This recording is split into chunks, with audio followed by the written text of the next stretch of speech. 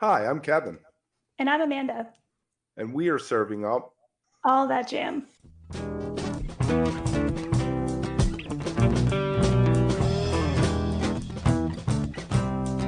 All That Jam, Quick Hit. Jen Durkin on Rythym Devils. how did it work when you played with the Rythym Devils and Mike Gordon and all that? Didn't Hunter weren't the lyrics a lot of them from Hunter? What was that process like? Yeah, but I'll tell you, that was such a gift. That whole experience was, I mean, that's something that you just can't even like. Somebody like myself, I couldn't even imagine it. I was, the kids that couldn't even afford to get into the show. I mean, I can't even tell you how many times I went just for the parking lot hang and made like, and sold, chicken on a stick and mushrooms. That was my gig at the Dead shows, you know. And then all of a sudden, fast forward 20 years, and I'm telling Bill Kruetzman this whole story about how I used to sell chicken on a stick. I used to cook it right there in the parking lot on the grill at the Dead shows. And sometimes I wouldn't even get into the show, unless I had a miracle.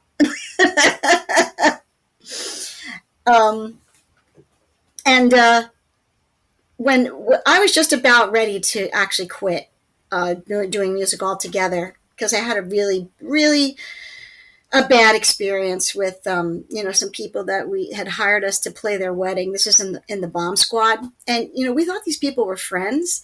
And it was a terrible experience. So bad that it honestly made me want to quit this whole business. I had two small children at this point. I mean, my son was 10 months old, and my daughter was 2.5.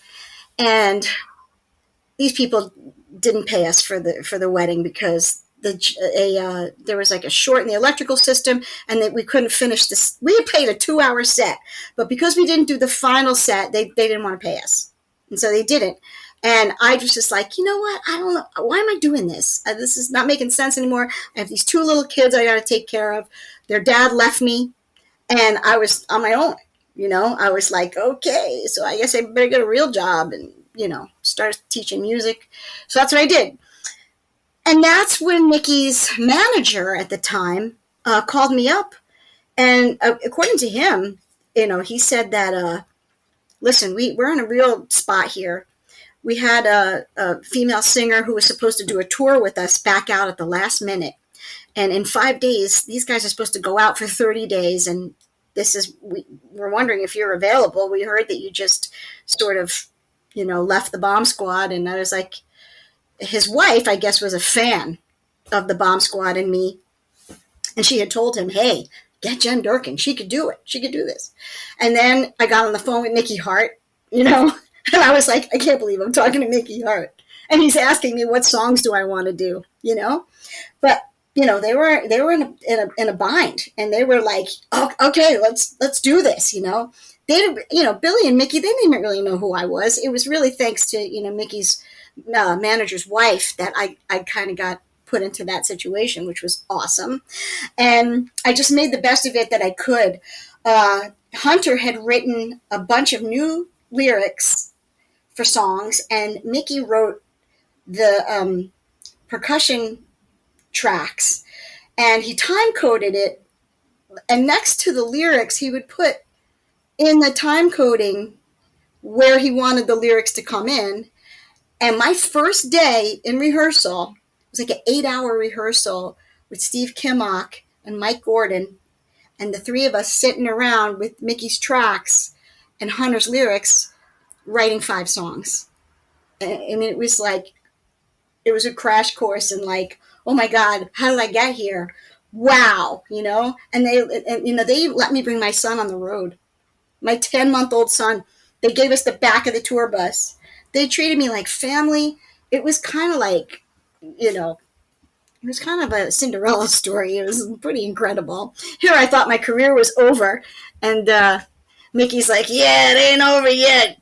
We're not letting you out that easy. And then I got to do, after a while of, after that tour with Bill, then they asked me to come out for a couple more shows, like in at the Warfield, played for Baby Gravy's birthday party, and so from time to time I would just go out and do some shows with them. And then Mickey put like a side project together, and he had George Porter in the Mickey Hart band, and I did a couple of years touring with that. So that was an incredible experience, and the opportunity to like be getting emails from Robert Hunter with lyric amendments or just like ideas for songs and stuff like that. It was kind of amazing. Almost, I look back at it now and I think how incredible, what an amazing experience that was, And those guys, I got to tell you, they were some of the nicest people to work with that I've ever worked with. They were just so cool and so encouraging, and because people are pretty brutal on the message boards. I mean, these are the same brutal people that didn't like Joan Osborne, who I think is incredible. And I kind of realized, look, no one's gonna dig the whole female singer thing with the Dead. No one's gonna dig that. If you're not Donna, nobody wants to see that. And they're pretty vocal about it on the message boards. And so they told me I was not allowed to go on the message boards. They did, because they didn't want me to see that stuff and then go out on the stage and try to have to, perform, But they were so great. They wanted to do songs I wanted to do. I said I want to do New Speedway Boogie, and they were all about it, Because my favorite stuff is the Hunter Garcia part of the catalog. That's the stuff I really was into, and luckily that's what Mickey was into as well. So, yeah, that was pretty special. If you are enjoying All That Jam, please like and subscribe to our social media channels at All That Jam Pod on Twitter, Instagram, and Facebook, or visit our website, allthatjampod.com. Make sure to sign up for our email list and tune in every week for new episodes. Also, look for full interviews on our YouTube channel. And remember, stay beautiful, but don't stay underground too long.